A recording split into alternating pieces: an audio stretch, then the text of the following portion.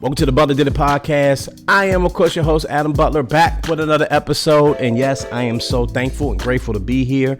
So thank you for joining me. Such a dope show lined up for you guys today. But quick programming note. This is the last show of 2020. That's right. This is, I guess you could call it the season finale or something like that. Whatever you want to call it. It's the last show of 2020. I will be back the first week of January, the first Wednesday of January, 2021.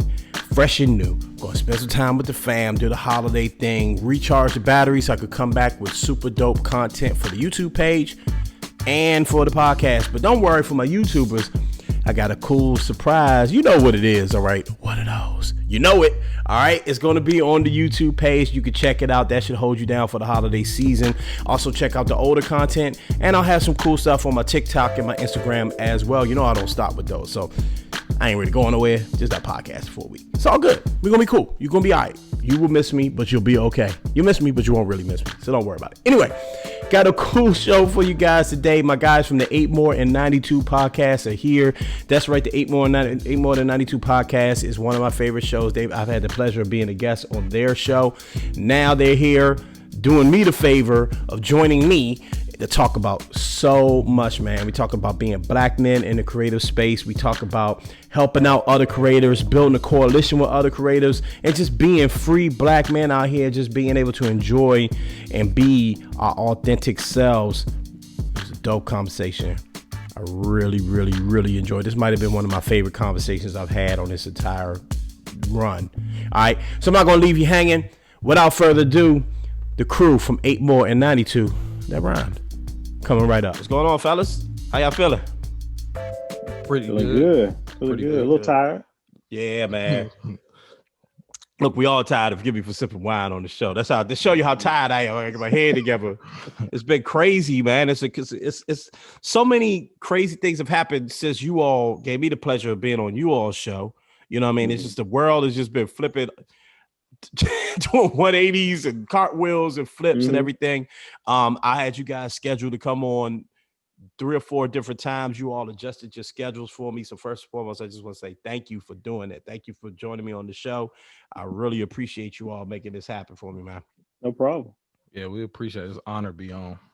No doubt, man. Listen, so I'm carrying this like a collab show because it is, right?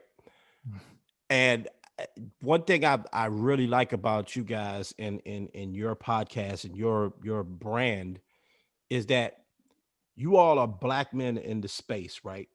Podcasting is a weird thing, right? Like, it's a lot of black people jumping into the podcast and YouTube space and all of that, but it's still kind of seen as like a white medium. Let's just keep it a buck, right? It's still viewed as like a white medium, at least from my perspective. It is. I just want to jump right into it, man. As 2 black men in this space, how have you like carved out a niche for yourself, and how important is a 2-part question? I like to do that. And how important do you think it is how important is it for black men to have a voice in this media space going into 2021? As far as like the niche and stuff like that, no, I just feel like we just felt that, I mean, everybody kind of said the same thing when we kind of did it. Everybody felt like their convos and stuff were really good. We just felt like we had like a certain space between me and him that we were in the, I won't say our pendulum swung in every type of dynamic. Like we watch anime, we can tell you rap lyrics, we know the gangsters and we know the nerds and we know everything like that. So I just felt like we was relatable to talk about something on all frames. And on top of that, we just kind of felt like we were in a dynamic to where we were just at that age point to where, like, when people was doing all any type of dance or anything viral, like that was still kind of something that we were kind of still in that range for. And then also we felt that a lot of things that we said, people were going out there and doing. So we just kind of felt like, at least I did. I was like, man, I'm tired of seeing everybody ride the wave on something we were already talking about and already doing. And then as far as podcasting, I felt that it was just, I guess it was like an avenue when you see people come on and they just kind of decompress, or they just talk, or they just do something. And as far as like kind of stepping in your own lane, I think me and him both already do stuff that somebody else's predecessors for. But and I know podcasting, we ain't the first to do it, but when you create your own, you make your own lane. So it's kind of like, I guess, taking a new sport or something you didn't do, but you know, we felt like we could really do it. And we felt like we had a good perspective objectively on everything, and we weren't afraid to be ourselves. And I feel like that's kind of like what we wanted to say. Like you could do something corny and get joked on and still come back from it and keep going. You know what I mean? Yeah, you know, I think the dope thing about podcasts, and make sure let me know what you think about this, man, is that there's so many people doing it right now, right? That I think it almost gives Black creatives an opportunity to be their authentic self, because you're not trying to please the world, right? Had someone given us like a television show like in 99 or even like 2005, before the internet boomed, we would have been one of the few people on television, Black folks on television. And we would have, I think some people would have felt pressure to be like, well, I have to appeal to the larger Black community, so I can't be my authentic self. At least that's what I figured out with my podcast, right? Like you mentioned comic books and nerd life and nerd culture.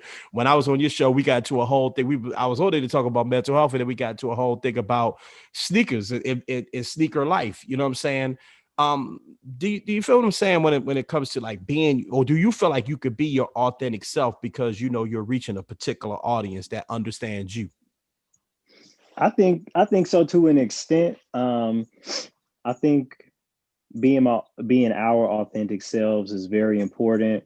Like you said in the beginning, for our niche audience, really our family is what I would consider it to be, right? You know, Black people, our culture. Right. I think it's reciprocated well too. Like we speak the same language that they receive, and vice versa. I say to an extent only because I feel like, and maybe this is just with the way things come back from the dead, I still, at least for me personally, and James does too, when we talk off camera, we definitely don't go too hard on certain things. We like to pride ourselves on being able to have family conversation, and but we don't want to have it. But we know we're using a public entity, you know, this Zoom call, iTunes, whatever it is, whatever platform it is. So we know that things can come back to haunt us if we misspeak or misstep or say the wrong thing. So I definitely operate freely, but there's definitely a ceiling on the amount of things that I share on over the airwaves like this, just because I'm like, if I say the wrong thing, somebody finds it, you know, Mr. Banks is out of a job because you know, something may be deemed as too radical, too left or right. But I guess it's the same thing. But yeah, like so yes, for me, I feel like I enjoy the spaces that we created for ourselves. I want that part to be like, that's, nobody is handing out these sort of opportunities to us. Like Black creatives are creating this for themselves. But at the same time, I definitely want us all to be mindful and careful about the things we say, because we do still kind of operate under a system that is unfair and unjust, and etc. Now, I do give kudos to the people who, you know, like Dame Dash or something like that, who just 100% is just operating on power of self. You know, it's definitely more than a handful of us that are able to speak their minds, but I feel like there are definitely still penalties to what their life is like.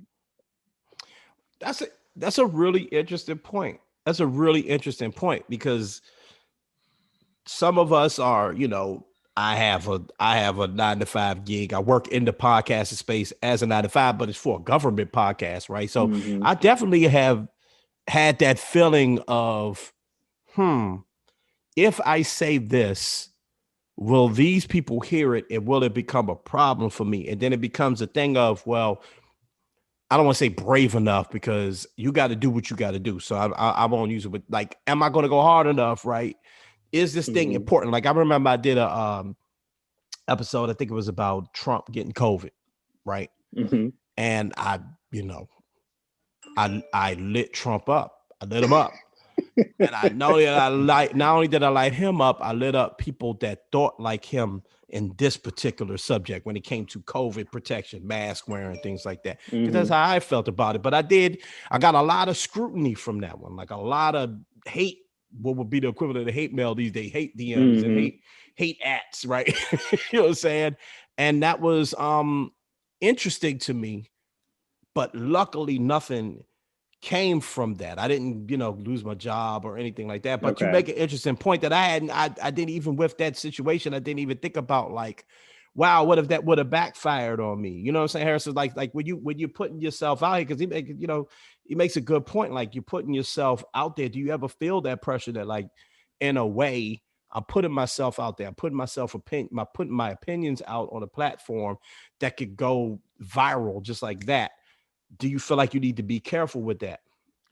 I don't feel me and you both have Adam, me and you both got government jobs. So I'm not afraid of that aspect of saying things to where like it could go viral and the perception and things like that, because I feel like if it was something I was passionate about and it was something I believed in, I would still stand by it. And even if I'm wrong, I'd rather stand by that I said the stuff and let you educate me to fix it than me saying something like with the whole Trump thing. I mean, I work for him, but don't mean I ain't gonna say what I need to say. I just make sure it ain't like on no fuck. Oh, can I cuss on here? Yeah, F the police. You know what I'm saying? F the police. This is I had a cut. You know what I'm saying? I ain't saying Radio Raheem and stuff Attica, like though. that. Yeah, so Radio Raheem and stuff like that. But I think from what I guess what scares me more is sharing my personal self versus my professional self.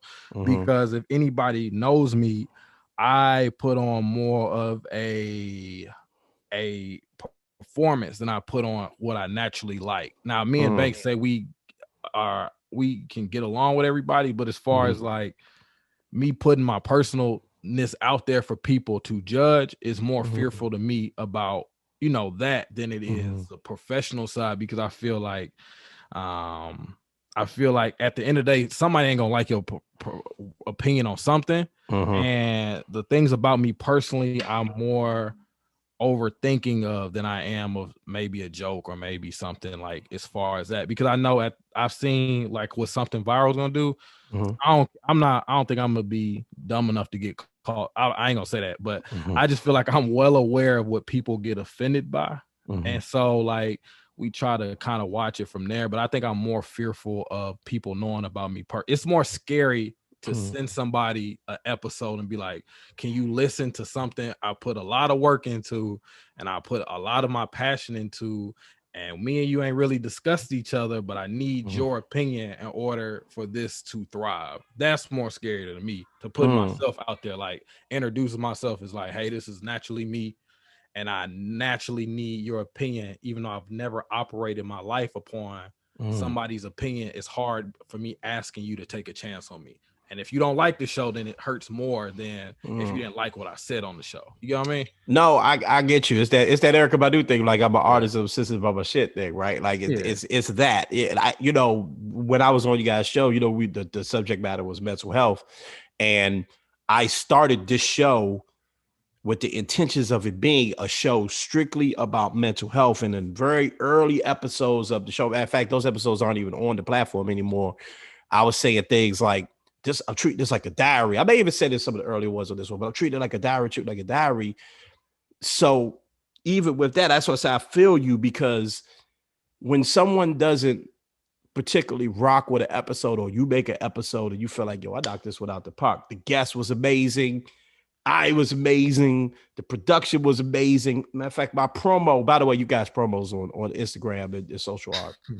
Incredible. I've been meaning to tell you that, by the way. That's all him. They are hilarious. The one with Kevin Hart and all that, just fantastic. fantastic. But it goes down, it gets into that, like as a creative, you put a lot into this, and as an independent creative, you don't have the backing of a large podcast network or a large media entity to pour all of these resources into you. So when you do it and you put your all into it, it can be like if it doesn't perform how you feel like it should perform, it could be a letdown, especially if you're putting your personal self out there. But I want to talk about that more, about like putting your personal self out there, because do you think that podcasting, especially now, right? Do you think that people tune in at this point for you guys? You guys have a fan base. Do you feel like people tune in to hear the authentic you?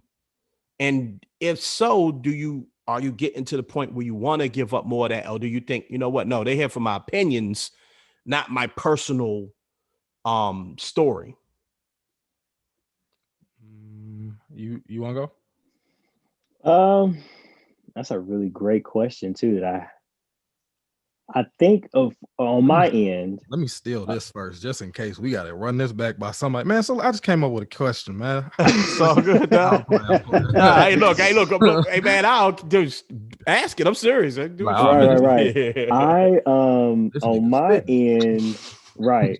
On my end, I think James and I did a really good, solid job of leading with our personalities. Like I can, like even when I let my wife, who was my fiance then, she listened to some episodes. She was like, "This is him." I think she had met James like a couple times, but you don't really need to meet James a million times to understand, what type of character he is. Yeah. So she was like, "This is him," like all day long. And that was from like episode 2, or and going forward. So I think we did a good job of leading with who we were and who we are. So I guess, so I say that, but that's still a really good query, because I'm like, I really, and I guess James would be able to kind of answer the back half of that question of if it's our opinions they care about, or if it's our personalities or our characters. So I mean, what do you think, James? Like, what you think people rock with our opinions? Is it a mixture? Because they get back with him. They don't, I don't have anybody tell me how the show is. They always talk to him. I get the whole like, oh man, it's you do this, you do that thing. So I think they like the personalities. I think that we're at that point, like we're getting past like people that know me, you know what I'm saying, and to people that just get the show. Right. So I think it's kind of like I run into that thing where people who don't know me listen to the show and then they be like, oh, I like y'all topics, but they only catch us when we get guests. And then I got the people that I started from the bottom with, and they see me and then they like our personality and they like how we've morphed into more of maybe a chit chat between two people, the people that are actually having conversations we can relate to. They like our vibe and things like that. It's I don't think I haven't gotten to that point. I feel like it's probably I feel like it's a good part of me I still want to share.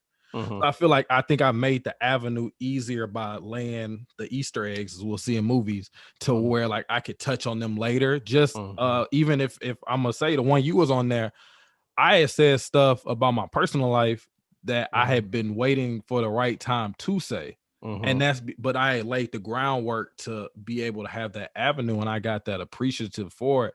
But I think they like I think it meshes with us good. I think it's made it easier for us to do that, and I think it makes it easier to people to listen to it, because we're not doing like no Dingo and the Baby type stuff. This is genuinely who we are. Yeah. So yeah, I think that makes it easier to still be who you are and show who you are, but don't stray away from like diluting it to being too real, keeping it too 100, too 1,000. You ain't doing nothing like that. So yeah, I think we've done that to an extent. I ask these questions, and why it's important to me is because, being black men in this space, some of the black podcasters I follow that I really like too, right? I'm talking about bigger podcasters, Joe Budden, Nori, right? People like that. A lot of it is like, well, I am an expert on this subject matter. Nori, I know all the rappers, so I can get every rapper to come in. We drink and be smoking in the studio. That's my niche. Joe, I've been around. I know Maul and all of them. We've all been around. We know so much stuff. We can give you our opinions on music, right? Better. But I even see them starting to transition more into, well, here's something about Joe you didn't know. Here's something about Nori you didn't know, right? I think that this space is so important for Black men because not so much for others to listen and learn about Black people. That's never really been that important to me. What's important to me is younger Black boys hearing grown Black men who look a certain way, right? Who come off a certain way. Like what you see is, I used to teach, right? It was really important for me, for my kids to see a dude who, I ain't trying to be funny, looks cool, right? But understand, I'm educated. I'm not a goon out here, right? I'm just a regular guy. You could be a regular guy. It's that whole Stephen A. Smith thing, like you should be like me. You know what I'm saying? Like I worked myself up to a certain point, and in many ways, I'm sort of a surprise. You know what I'm saying? So reason why I'm asking this line of question is because I do think it's important that Black men be in this space.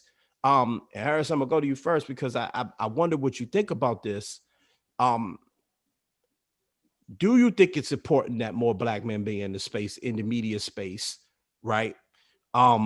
Speaking their truth, whatever that is, it doesn't have to be, oh, I'm getting all deep into my personal business, but speaking truth on whatever subject matter they choose to speak on, whether it be hip hop, politics, science, whatever it is. Do you think it's more important? Do you think it's important that more Black men enter the space, even if it's just a hobby? Not, it doesn't have to be for them making money off of it. Do you just think it's important that we jump into space? I think it's important just because what people don't realize is that, and me and Banks see it all the time online with memes when they be like, what was one of them where it's something that related to you that you didn't think any, what's the simple one? Like when you used to take a shower and the water runs down your fingers and you thought you had powers. Well, I feel like that's we all had the same childhood. Exactly. So, and I think that's what like a lot of like, you can even say black men, because that was a question for, I think that was need to realize that just, I mean, so many people wanted to be Jeezy and Gucci. You get what I'm saying? So there's so many imitators. There's so many people that want about that street life. Yeah. But there's somebody that related to at least something from you. And I feel like sometimes you got to go against the grain. Yeah. Because there are more people that are not, like you said, Stephen A. Smith. There's more Stephen A. Smiths than there are LeBrons. And that's just mean a hard worker, somebody educated, somebody does all this. And I think I just think that's what people need to realize is that somebody, you're going to relate to somebody in something. So it'd be better.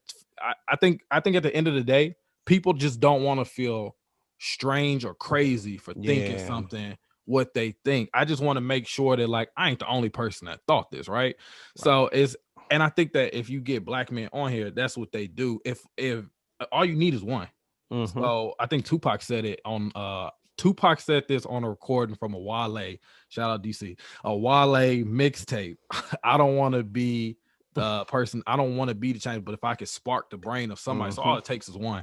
And I think that if you get somebody on there who does this, because Charlemagne per se, I personally got annoyed with the Breakfast Club Charlemagne, especially when he dropped Brilliant Idiots, because I felt like he started to relate to me more than being on the radio talking about, can I sniff the chair after you get up? Because, you know what I'm saying? I feel like he's more relatable in Brilliant Idiots because he's genuinely being himself and talking about boxing, comic book characters. I didn't know me and him knew so much about the same thing because of the image he portrays. And it's a lot of people being Charlemagne, which is a caricature or a character, than being Leonard or just being James and Banks. You know what I'm saying? Like there's a lot of people that, but it's too, you know, because it's so much easier to ride that wave of popularity and conformity than it is just sometimes to just be different and thinking you're gonna face scrutiny when 9 times out of 10 you're not. Somebody just wants to hear their voice, and that's all you just need is one. Go ahead, Floyd. Go ahead. Oh yeah, I was gonna just kind of piggyback off of what he's saying, and I guess to answer your question, readily, yes, I feel like we need to be in every space possible, representing whatever our, you know, our true selves are. And one example of that I can kind of, you know, relate to it. At one point, a couple years ago, in my church, I worked with one of my pastors to do this like boys program. Mm-hmm. And we met like every weekend, and we had this like solid group of boys, and they would come and they would listen to us talk about different things, how to take care of your mental, how to take care of you know, physical, the whole thing.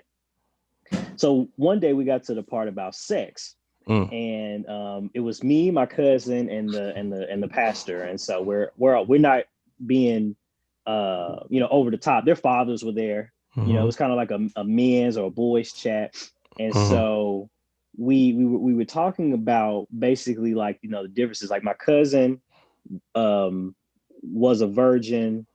I had not been with very many people, and my and the pastor had been around, right? Yeah, right. So we actually had a pretty good dynamic of perspectives. And so, you know, my cousin, he spoke on his piece about waiting. You know, he's waiting for that moment like you're supposed to, etc. And so, you know, we were talking about, and my pastor friend, he knows that that's the sexy thing, though, to talk about how many conquests that you know, been a part of, right? And he was telling them like that actually messes you up with women.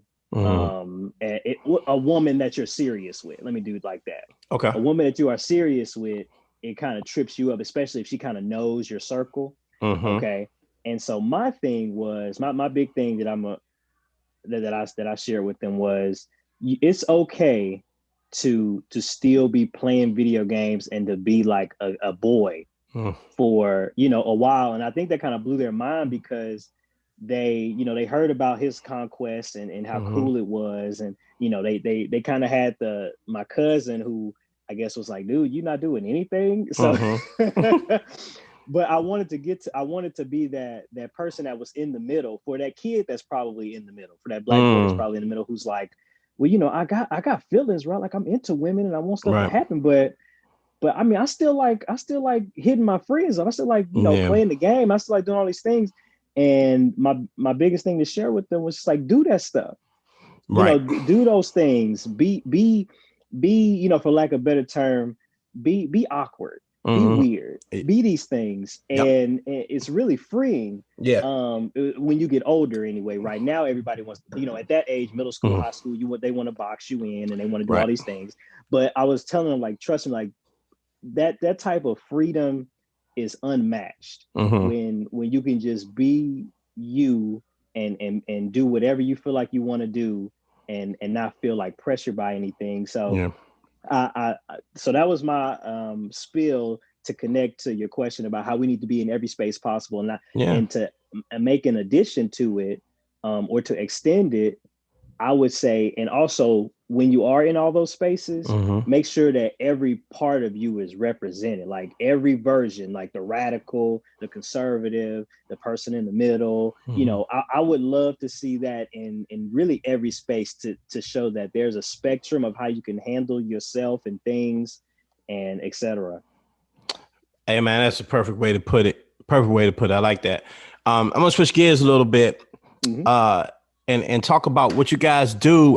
You know, one thing I really liked about you guys when I really, you know, learned more about your pod and your brand is that you all seem to believe in a rising tide floats all boats. You all really seem to believe that, like, let me share my online presence with you. Let me share your product on my page. Let me, you know, on show day, I'm going to promote other shows. Let's just keep it real. People ain't doing that.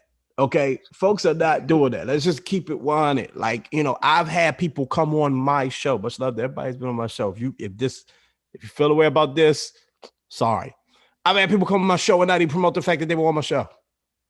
Okay, like literally not even say that they were on the show. Like, weird, right? So when like they doing you a favor, like they did me, yeah. And I mean, it's so right. It's like you're not even gonna tell anybody you was on the show. Damn.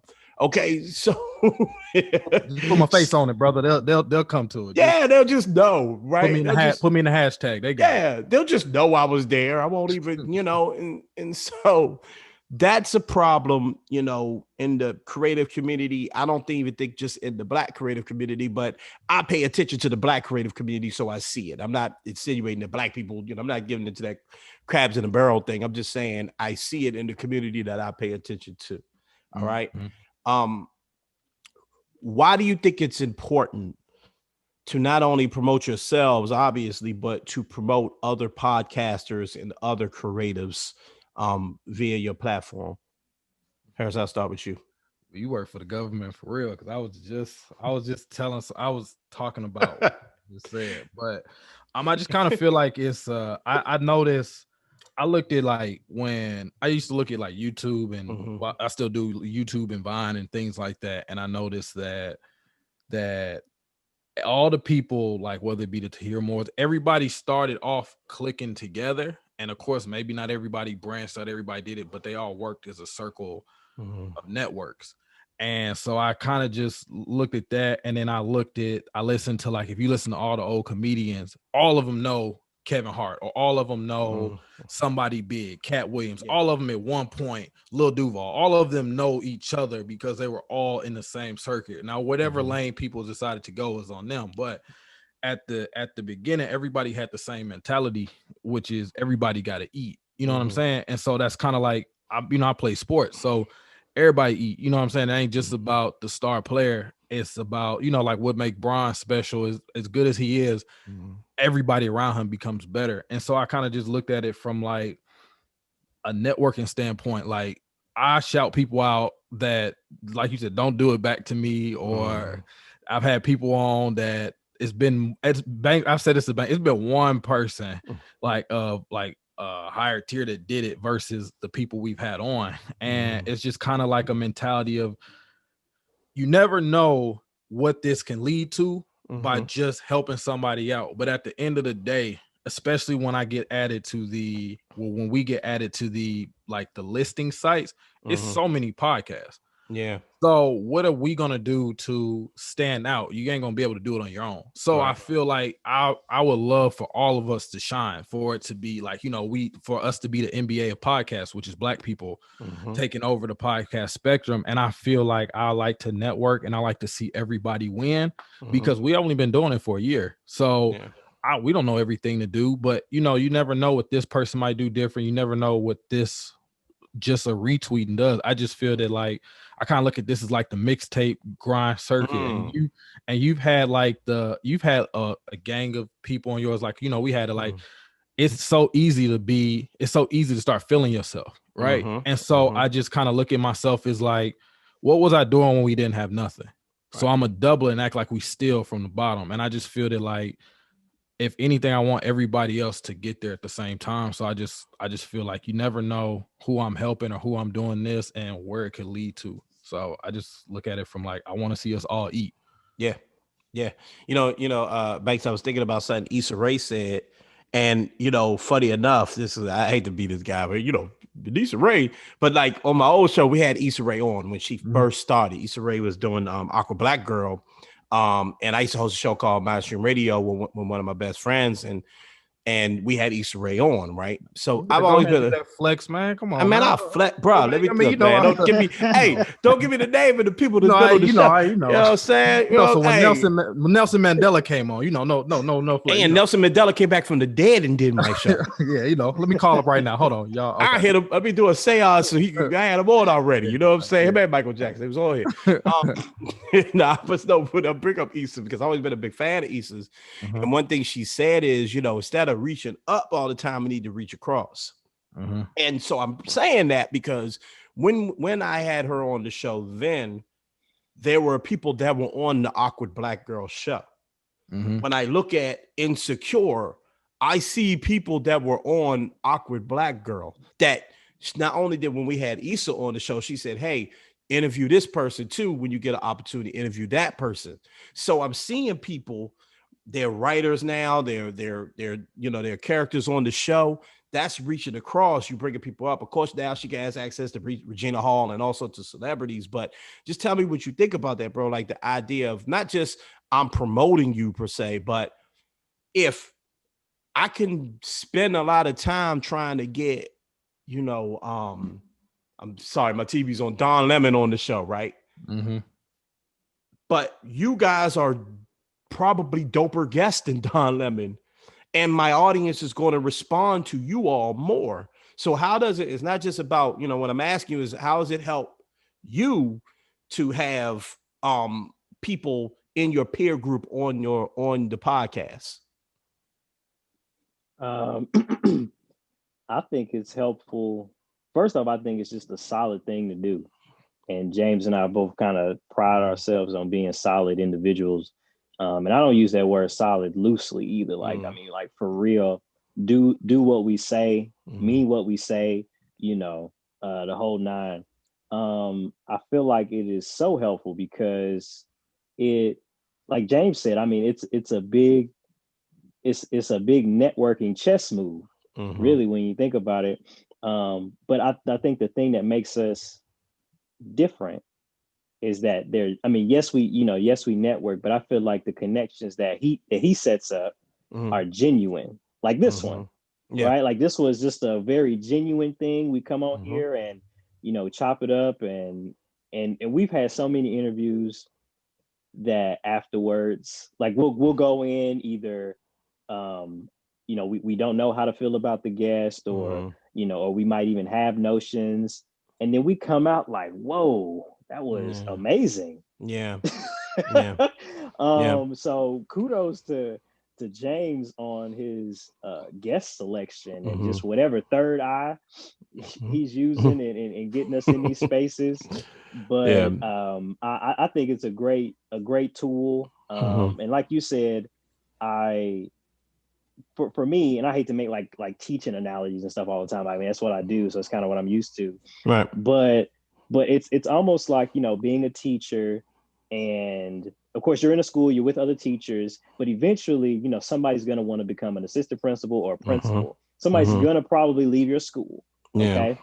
And for me, I look at a lot of stuff like that. Like I need, in a genuine way, I need to stay a little closer to you, or I need to make the best efforts to make sure that we are on good terms. Because if you said you were a teacher, so you know how the good old boy system it can be, or the good old girl system it can be, where almost low-key nepotism, right? Right. And sometimes flat out nepotism, And so if I'm gonna call myself somebody trying to move up or move out or make any sort of demonstrative moves in the name of myself and future Black boys and girls, I need to have I need to be holding on to some of y'all, because when y'all move on and y'all become assistant principal and y'all remember how genuine I was working next to you and with you, you're gonna hire me on as an AP too. Yeah, you're gonna have a good thing to say as a, you know what I mean? So I think in my field that happens a lot. So I already kind of had that in my spirit of being that person that reaches across or reaches back, however you want to word that.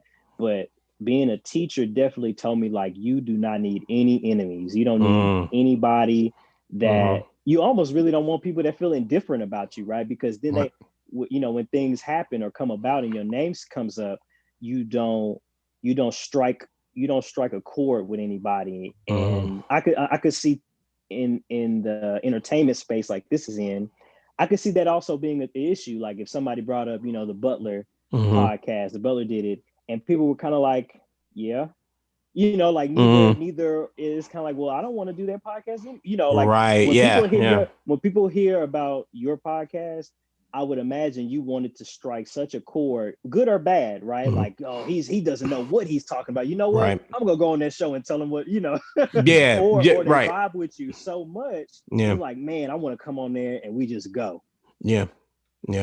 You either polarizing or you're interesting. Either way, you need people. And Harris, I like that comedy circuit analogy you use, right? Because I pay attention to that a lot, right? Like you look at oh my God, what's my dude that plays Ashy Larry, Donnell Rollins, right? Rollins. He opens for Chappelle almost every time. Chappelle is the biggest comedian on earth. Donnell Rollins is not, even though he's very funny. But you know what I was going to say, he's the biggest comedian on earth, but he's rolling with the biggest comedian on earth on a regular basis because of the relationship they have. You know what I mean? So when you build genuine relationships in this industry, like for instance, if something were to happen with me, like, well, you know, hey, some company comes to me and say, yo, I want to do I see you into sneakers. I want you to do a sneaker show. You know, two dudes is trying, two people you would like to have co-host. Well, damn, yeah, I do. You know what I'm saying? Because of the relationship we built, you know what I mean? And that's what I think is very important about this business. And we begin to wrap it up here, man. Like, that's what I think is very important about this space, is that for those of us that take it as serious, you know, how do we continue to build a space that's genuine, that represents the culture that we represent in a genuine and proper way, that has voices that are very serious. You know, I know you're not just promoting any old body now. I know that ain't the case, right? Mm-hmm. You know, people that you're seeing and decide to put on, you're saying, and feel free to shout them out if you want to. You're saying, these are people that have shown me they want to put in this work. I like their brand. I like their product. I like what they do. I feel comfortable sharing what they do because they deserve it. And, you know, maybe they'll do it for you. Maybe they won't. But, you know, you're doing the right thing on you guys' side. And honestly, I believe in giving people their flowers while they're here, man. You know, I think that's a really dope thing you got, besides putting on a dope show. I really like that you guys do that. You do it for me. I appreciate it. Trust me. And I'm really happy with what you guys are doing and how you all are handling your brand. Seriously, you guys are dope, man. We appreciate that. One of our guests we had on there, Jesus. No, I'm playing. But but no. Hey, wait, because when you first, I was like, what? I was like, Jesus. So, but no, I just, like you said, we had a dormtainment. Shout out to Issa though. Issa, I speak this into existence. I want to word this the right way because I almost fucked this up and made it sound crazy. Issa, I want to hit it. Yeah, what's up, Issa? I'm like, no, I'm coming for you. No, we want to get you. I'm trying to get. That's like, we got like three of our one of our top 4 people. Period. We want on there. Like, as far as like the people that you know, oh shit, we might be doing something. Issa's one of them. So when you coming through the Vine, you see my man Adam over there, just know that this episode we coming for you to get on the podcast. Hey, yo, because Issa definitely listens to the show. Oh, she does. They want to do podcast. Yeah. We always keep it 100. Issa always listens. Issa listens every week. But we had Dormtainment on there, and they know her. I love Dormtainment. We had them on there, and and he basically said what you just said. And so, like, I looked at those things and I just modeled, like, when you get big, everybody gonna kiss your ass. You get what I'm saying? Right. But I rather, and like, you were one of, like, I think when you started, like, what you don't know is, and shout out to you, like, when you hit us up to ask us, you was like the floodgates, and like, for people started to ask us, we was knocking on people's door trying to sell them concrete cleaner. So, like, you know what I'm saying, like, people started to come there, and so it's just kind of like, these are the people that's gonna know who you are, and these are people that don't have anything to gain from talking to you. So why not connect with them versus we get big, and you know, I don't want nobody calling me Kevin Durant name at a Nike promotional. You know what I'm saying? Make me go sign the Under Armour. Don't you know what I'm saying? Like, I'd rather talk to me nice while everybody cool versus when I know you're gonna kiss my ass when I made it. So I know I'm gonna get the genuine you and all that, and I rather it be like that, because I feel like those are the more genuine connections as y'all go. So and then, like Banks said earlier, you never know who we meet. Like, we was thinking you was gonna be some therapist dude, so you know, I'm thinking to myself like, oh, okay, and then, like I said, when you came on talking about shoes, I'm like, oh, okay. Just, you know what I'm saying, it turns into something, you know. And then we had one guy, he was Muslim. And me and Banks was, like you said, freaking out. I was like, man, we don't talk religion. I listen to that show, exactly. So we don't talk religion. I damn sure love pork. So, like, I hope that, you know what I'm saying. So and then he come on, and he was dope as hell. So it's just all the people we've been, like, worried about, they've been great, and it's just, I'm glad people see our platform is doing, I guess, what we wanted to do. You know what I'm saying? Do what we want to do. Is just, like, give an avenue for people to have good conversation. So I'd rather have a good conversation with people who genuinely care about what we want to talk about versus genuinely care about what they can get out of us. No doubt, man. Hey, we'll leave it there, man. By the way, I'm gonna call you the metaphor king. God damn it, boy. You're full of them. Damn. A lot of TV. Yeah. Right. There you go. There you go, man. Hey, yo, I appreciate you guys, man. Let's do this again. Let's definitely do this again, man. I enjoyed talking with you, man. It's easy talking with you guys. So let the people know where they can find the podcast and anything you're up to. You can find us on, I'm only looking this up because I always get our IG name wrong. Man, you can find us on You can find our podcast on Apple, Pandora, Spotify, iTunes, iHeart, all type of places where podcasts are found. You can find our IG at 8MT_podcast. And then you can find our Twitter page at 8MR_THN92. That's why I said it was confusing. I want to make sure, but yeah, you can find us on all platforms. We also got our YouTube page as well, and just keep checking us. And we appreciate you giving us another avenue to spread our voice. It is, man. No problem. I'll holler at y'all next time. All right. Big shout outs to Harrison and Banks from the 8more92 podcast, man. So happy to have them on the show. Check out the show. Check out the podcast. Those guys are dope. Had to switch over to some red. This is my wife's favorite flavor of wine. I'm new to the wine thing, so don't laugh at me, all right? You know, but I'm closing out the year special, man. Feeling good. It's been a tough one. 2020 has been a tough year, and I figure to close out the final show of 2020, I would speak from the heart and talk about why I felt the need to launch this show.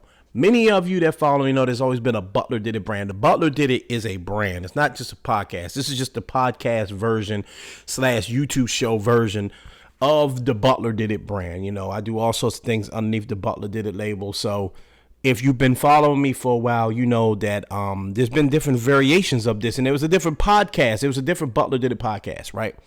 And when I started that podcast, it was all about mental health. You all know the story. But why I relaunched the show during the pandemic of 2020 was because things were tough. Not necessarily just for me personally, but just tough in the world, man. A lot of people were just unsure about a lot of things. I don't have to tell you how we've been feeling and continue to feel during this pandemic. But also, right around the time I launched the show or relaunched the show, the murder of George Floyd happened. The murder of Breonna Taylor happened, and all the black men and women that were gunned down at the hands of police brutality. I've done shows on this. I'm not going to go on a long rant about it because you all know how I feel, and if you don't know, you can check out some older shows.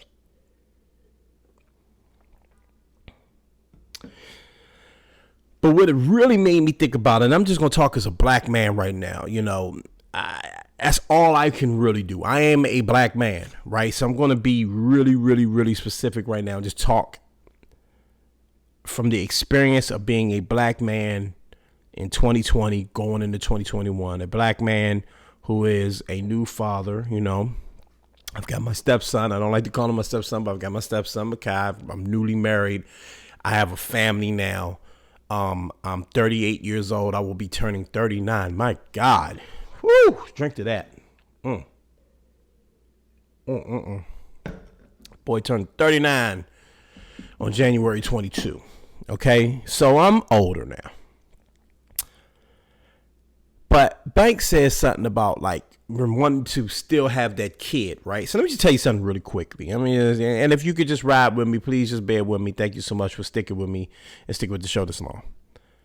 I've been watching this thing called Marvel 616 on Disney Plus, and 616 for all my comic book nerds is the Marvel Earth where all of the important timelines happen. It's basically Marvel has a bunch of different timelines and different Earths, and 616 is the main Marvel universe, right? So when you see in the Marvel films and reading most Marvel comics, 616 is the Earth they live on. That's the best way I can explain it, right? So they call it 616, but really what this is about is just like all of these people that are inspired by different arms of the Marvel universe. So they have people that do cosplay, they have people that write for Marvel, they have people that want to create new products and new shows, people that want to create plays, all these things that are inspired by the Marvel universe, right? But what I was really touched by, and I was telling my wife this, is that I'm really touched by how these people, especially the cosplayers and the people that collect toys and stuff like that, are tapped into their inner child and how free they seem, man. How carefree they are. In fact, how they didn't feel carefree before they got and found a community that they could be part of. And I saw a lot of black women on these things, man, from all over the world. Not many black men. Now, I'm not saying that black men don't participate in nerd culture. That would actually be ridiculous for me to say. I just had the Loading Snacks crew on a week ago. They are big on nerd culture, but sometimes I think there's still hang-ups and hiccups with black men in regards to being a free black boy, right? Black Girl Magic is such a dope tagline, such a dope slogan, such a dope mantra to live by. I admire women, and I've said this 1,000 times on most of my platforms, that I admire women for where they are in their mental health journey and where they are in just regards to being just free and unapologetic. I want us as black men to catch up to black women. I really do. I really do. I admire the freedom that black women have. And I'm not trying to pretend to know how black women feel. I'm only speaking from the outside looking in. I see black women who are just proud of who they are, proud of every piece of themselves, proud of being into whatever they're into, open and free. Sometimes I still see restrictions with black men. So as a guardian over a young black boy, right, who has parents, okay, he has a mama and a father, right? The three of us, I hope, can raise a young black man that by the time he's 38 years old, he can be completely proud of every piece of himself. How does this relate to George Floyd and what was going on in 2020? 2020 put a microscope on the fear that black men live with. If I'm too aggressive, I could get myself killed. But if I'm not aggressive enough, I'll be walked on. If I'm too vocal, I may get criticized. If I don't say what people agree with, I may be looked at a certain way. If I'm too much of a kid, if I really want a PS5, if I'm in the sneaker culture, there are people that are telling me I need to do better because I have a responsibility to my community and my community needs me to be more than just a boy. I hope I'm not all over the place today. I really hope I'm not. I may come out of this and you may say, I don't understand what Adam was trying to say, but I'm just speaking from the heart. That's why I got the red wine today.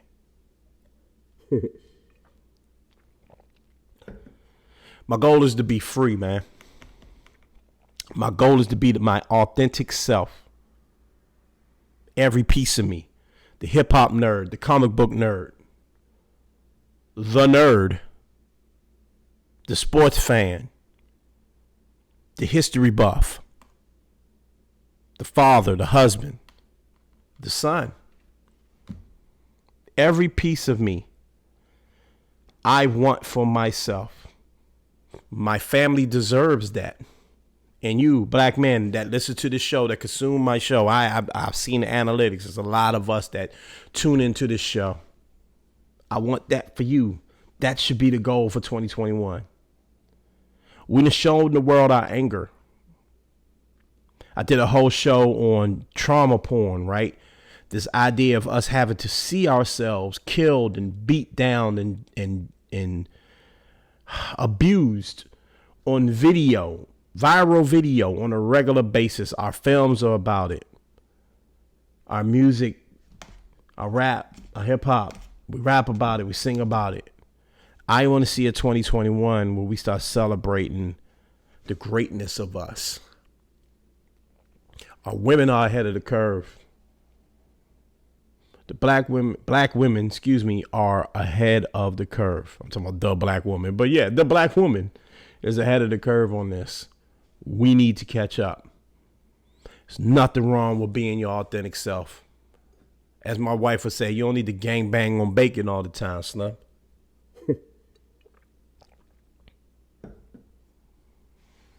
The expectations of you is not some type of thug or hardcore dude. The expectations of you and of myself is to be an honorable man. And to be an honorable man, you better be yourself. That's why I loved what the fellas had to say on the show today. I loved it because they just talking about being free. And as we enter this space where more and more people are claiming to be creatives, more and more people are in this space. People are taking that leap, which I love, by the way. I want to see everybody win. I want to see everybody be as creative as possible. Why not, right? If one thing this pandemic did was open people's minds up because we had to sit still. And now I'm seeing people turn their hobbies into money, or at least turn their hobbies into a lifestyle. I seen it. I can name a bunch of people. I'll be here all day naming people who I watched make that transition in 2020. So in 2021, as we enter the space and as we are people, men in particular, right, who are reaching at least 10 people, even if you only have 5 or 10 people that watch your platform or pay attention to what you do, spread the right message. Spread the right message. Because we deserve it. We've seen how harsh this world can be. When I looked at George Floyd and saw a man, crying for his mama, I thought about, man, when my day comes, am I going to be able to look back and say, they saw every piece of me, the best pieces of me, and then I live it up to the fullest. Now, I ain't planning on going nowhere no time soon. I mean, it's God's will, but prayerfully I'll be here. Okay, I got things to do. But I'd be lying if I'm saying I wasn't thinking about legacy and where I want to be and how I want to live this life and why my wife fell in love with me and who is the person that my mother and father raised me to be. Yeah, I'm from Southeast. Yeah, I'm from the city, but I've been a nerd, y'all. I've been a nerd. I'm on TikTok. I was talking about my niche. They talk about niche all the time on TikTok, And I was talking about how, for me, mental health is a big deal. But mental health, and I've said it on this show, mental health means so much to me. It's about being yourself. It's about being free. My slogan is stay fresh. I like to stay fresh, but also I like to stay fresh up here in the head. I like to keep my mind clear. I say at the end of the show every day, Marshawn said it. Mind your mentals. Keep your head clear. And by doing that, you don't fill it up with, bullshit. Trying to make other people happy. Don't do it, black man. Take a cue from the black woman. Take a cue from my sisters, man. They say we done with it. I'm sure there's still struggles. I know there's still struggles. Sisters, please, I'm not trying to speak for you. I'm only speaking on what I admire about you. Okay? That's all I'm talking about. From what I see and what I admire about you. It's not that you being strong or this powerful being. It's that you just free. Or at least you're working towards being free.